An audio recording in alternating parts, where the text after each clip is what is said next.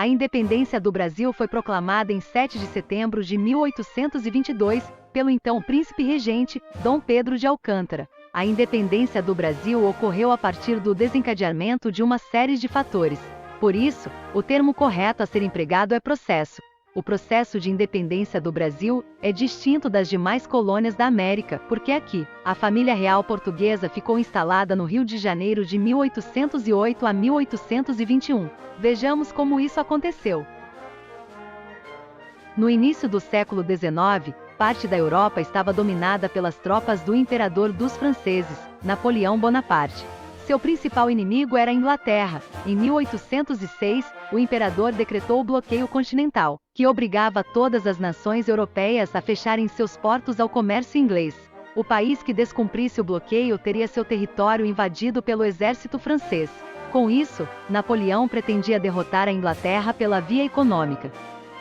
Nessa época, Portugal era governado pelo príncipe regente Dom João, que era pressionado por Napoleão para fechar os portos portugueses ao comércio inglês, para não comercializar mais com eles. Ao mesmo tempo que não queria desobedecer Napoleão, Portugal precisava manter as relações comerciais com a Inglaterra, que era sua principal fornecedora dos produtos manufaturados, além de grandes compradoras de mercadorias portuguesas e brasileiras. Para resolver a situação, o embaixador inglês em Lisboa convenceu Dom João a transferir-se com a corte para o Brasil. Desse modo, os ingleses garantiam o acesso ao mercado brasileiro e a família real portuguesa evitava a deposição da dinastia de Bragança pelas forças napoleônicas. Assim, no dia 29 de novembro de 1807, a família real, fidalgos e funcionários partiram para o Brasil escoltados por 4 navios britânicos. Eram aproximadamente 15.000 pessoas em 14 embarcações. No dia 22 de janeiro de 1808, Dom João chega a Salvador, onde decretou a abertura dos portos do Brasil às nações amigas de Portugal, ou seja, a Inglaterra, encerrando o pacto colonial. Isso pôs fim ao monopólio comercial português no Brasil. Rapidamente os produtos ingleses começaram a chegar e um grande número de indústrias inglesas se instalaram no Brasil. Monopólio comercial ocorre quando uma única empresa ou grupo de empresas é autorizado a comercializar determinado tipo de produto. O exclusivo metropolitano, ou pacto colonial, obrigava o Brasil a comprar produtos industrializados apenas de algumas empresas portuguesas, o que elevava o preço final dos itens comercializados na colônia. Essa prática era comum entre países colonizadores, pois beneficiava uma pouca quantidade de comerciantes portugueses, que teriam autorização para comprar e vender produtos no Brasil. Após 3 meses em Salvador, rumou para o Rio de Janeiro, onde desembarcou em março do mesmo ano. Ao chegar no Rio de Janeiro, Dom João é recebido com grandes festas. A população do Rio apreciou muito a vinda da família real para o Brasil, principalmente os mais abastados que viam uma oportunidade de conseguir benefícios. No entanto, para abrigar tantos nobres, Dom João mandou despejar os moradores das melhores residências da cidade, mandando afixar nas portas as letras PR, Príncipe Regente ou Propriedade do Rei. Instalado no Rio de Janeiro, Dom João começa a promover mudanças econômicas e culturais que mudaram o destino do Brasil. Muitas obras de caráter público foram feitas por Dom João, por exemplo, construção de estradas, a Casa da Moeda, o Banco do Brasil, o Jardim Botânico, a construção da Biblioteca Real, da Academia Real de Belas Artes, da Imprensa Real, Teatro Nacional, além de cursos de Química, Agricultura, Desenho e o de Cirurgia, que equivale a uma faculdade de Medicina. Em 1810, Dom João assinou o Tratado de Comércio e Navegação. Entre outros atos, este estabeleceu a taxa de 15% sobre a importação de produtos ingleses, enquanto Portugal pagaria 16% e as outras nações 24%. Em 1815, após a derrota definitiva de Napoleão Bonaparte, as potências europeias reuniram-se no Congresso de Viena. O objetivo era restaurar na Europa o regime absolutista anterior à Revolução Francesa. Para obter o reconhecimento da dinastia de Bragança e o direito de participar do Congresso, em 16 de dezembro de 1815, Dom João elevou o Brasil ao Reino Unido de Portugal e Algarves. A mudança de patamar foi necessária, porque o Congresso de Viena aceitaria a participação apenas dos monarcas que estavam em seu território durante as invasões napoleônicas.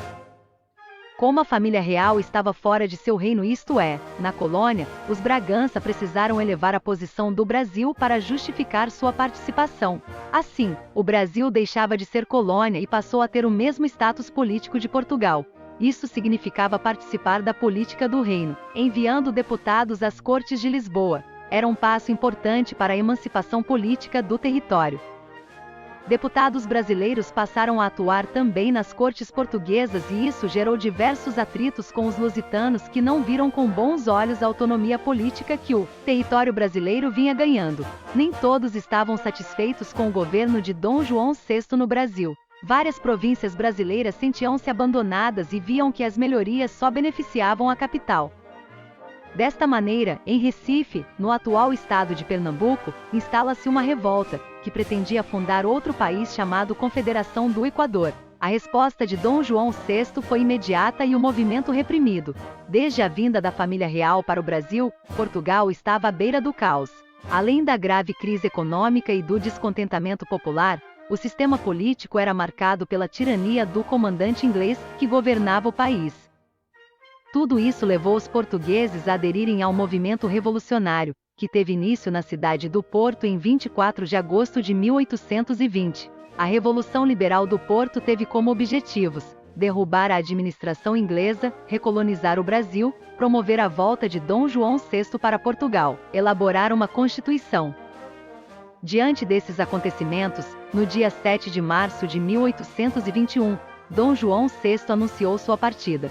No entanto, deixou no Brasil seu filho mais velho e herdeiro do trono, Dom Pedro, fazendo-o regente do Brasil. No dia 26 de abril de 1821, Dom João VI parte para Portugal, com a rainha Dona Carlota Joaquina, o príncipe Dom Miguel e as filhas do casal.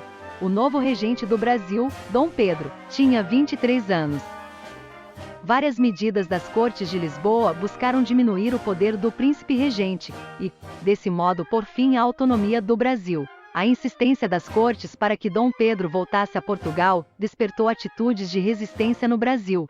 No dia 9 de janeiro de 1822, foi entregue ao príncipe regente uma petição com 8.000 assinaturas solicitando que não abandonasse o território brasileiro. Cedendo às pressões, Dom Pedro respondeu: "Se é para o bem de todos e felicidade geral da nação, estou pronto. Diga ao povo que fico." O dia do fico era mais um passo para a independência do Brasil. No entanto, em algumas províncias brasileiras, os partidários dos portugueses não eram favoráveis ao governo de Dom Pedro. O general Avilés, comandante do Rio de Janeiro e fiel às Cortes de Lisboa, tentou obrigar o embarque do regente, mas foi frustrado pela mobilização dos brasileiros, que ocupavam o Campo de Santana. Os acontecimentos desencadearam uma crise no governo, e os ministros portugueses demitiram-se. O príncipe formou um novo ministério, sob a liderança de José Bonifácio, até então vice-presidente da Junta Governativa de São Paulo. No mês de maio, o governo brasileiro estabelecia que as determinações vindas de Portugal só poderiam ser acatadas após a aprovação de Dom Pedro, era o cúmplice. Enquanto isso, na Bahia, desencadeava-se a luta entre tropas portuguesas e brasileiras. Por sua vez, as Cortes em Portugal tomaram medidas como declararam ilegítima a Assembleia Constituinte reunida no Brasil. O governo do príncipe regente foi declarado ilegal. Dom Pedro deveria regressar imediatamente a Portugal. Diante da atitude da metrópole, o movimento pela separação ganhava mais adeptos. Dom Pedro resolveu partir para a província de São Paulo, a fim de garantir o apoio dos líderes locais. A princesa Dona Leopoldina seria a regente durante a ausência do marido. No dia 7 de setembro de 1822, voltando para o Rio de Janeiro, Dom Pedro se encontrava às margens do Riacho Ipiranga em São Paulo, quando recebeu os últimos decretos de Lisboa, um dos quais o transformava num simples governador, sujeito às autoridades das cortes. Essa atitude o levou a decidir que estavam cortados os laços que uniam o Brasil a Portugal.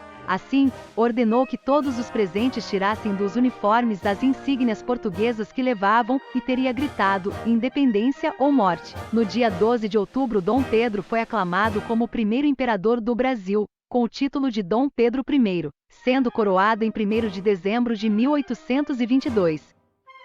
Mas a independência não foi conquistada apenas com esse gesto. Guerras civis ocorreram no território brasileiro, lideradas por grupos que não aceitaram o fim do domínio português. Ocorreram conflitos nas províncias da Bahia, Grão-Pará, Maranhão, Piauí, Alagoas, Sergipe e Ceará. Dom Pedro I precisou contratar um exército de mercenários, soldados que lutam não por uma causa mas por um pagamento, além de solicitar empréstimos com a Inglaterra para conter os revoltosos. Portugal reconheceu a independência brasileira apenas em 1825, com a assinatura do Tratado de Paz e Aliança. Para isso, o Brasil pagou uma indenização ao governo português que ainda assumiu a dívida externa de Portugal com a Inglaterra. O Dia da Independência do Brasil é comemorado no dia 7 de setembro, por ser considerado um momento simbólico, em que Dom Pedro rompe as relações de subordinação com Portugal. Em celebração a essa data, os alunos fizeram uma releitura da bandeira brasileira, representando qual o Brasil que desejam. Confiram.